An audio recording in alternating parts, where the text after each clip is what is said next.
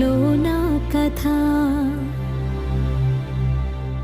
అంతేనేమో అంతేనేమో అంతులేని వేదనేమో ఆడపిల్లను కదా. మళ్ళీ తిరిగి అడుగేసేది వచ్చిపోయే చుట్టూలానే.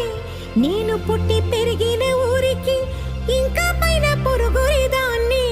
కట్టదాటి గంగ నేడు కంట పొంగెనే.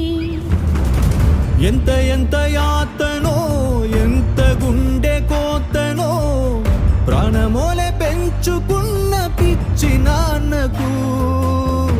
దూలమిరిగి భుజముపై పడిన పిడుగు పాటిది ఇంత కన్న నర